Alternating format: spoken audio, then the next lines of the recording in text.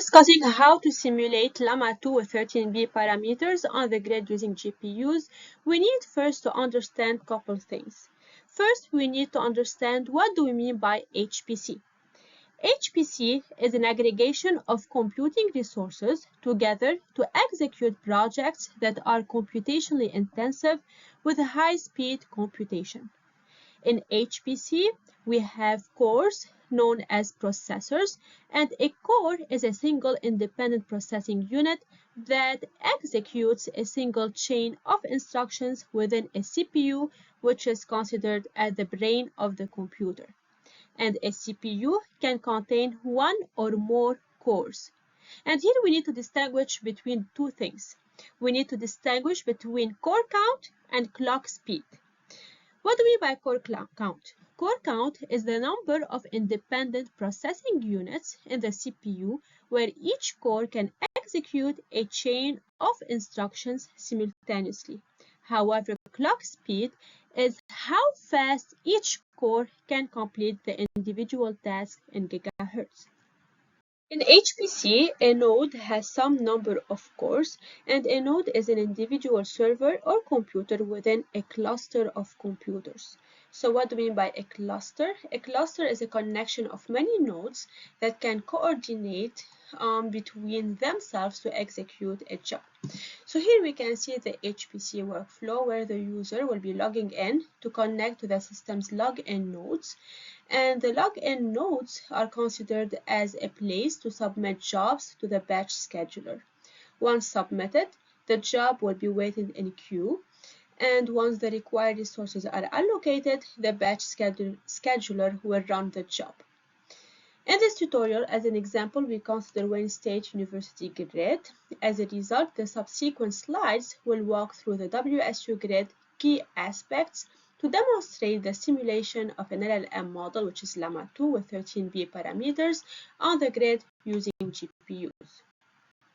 Since we are considering in this tutorial the WSU grid as an example, here we provide key instructions to be able to connect to the grid. In fact, to be able to safely connect to the WSU grid, we need first Google Authenticator, and to set up and use Google Authenticator for the grid, we provided here the corresponding link. And in order to connect to the WSU grid, we need also to set up Party in Windows, where you can find the corresponding link here. And in order to securely copy and paste files to the remote desktop, manage files and secure data backups WinSCP will be used in this case. And in order to set up WinSCP for the grid, we can use the following link.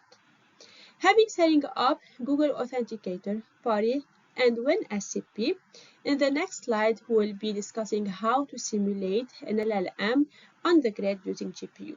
For that, we'll be first introducing Slurm, and then we're gonna show how to create a conda environment in Party. And after that, we'll be discussing how to create a batch script to be submitted to run a job.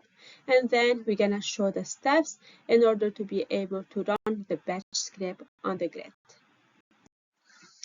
In the HPC workflow, if you remember, the first step was logging in to connect the system's login nodes, which are considered as a place to submit jobs to the batch scheduler. So the scheduler here is Slurm, where Slurm can allocate access to resources, which are compute nodes, to users for some period of time to be able to run simulations. Slurm has its own syntax to request resources and commands to submit and monitor jobs. So here we can show examples of some commands used to submit jobs. For example, sbatch llama.sh is used to submit a job script, which is llama.sh, to the batch queue system. srun, for example, is used to submit an interactive job to the batch queue system. For example, here we have srun. We are requesting the available nodes, where we can also identify the number of nodes and cores, the memory to be used, and the time. And also, for example, we can cancel a job by typing scancel with the job ID. For example, here is 345.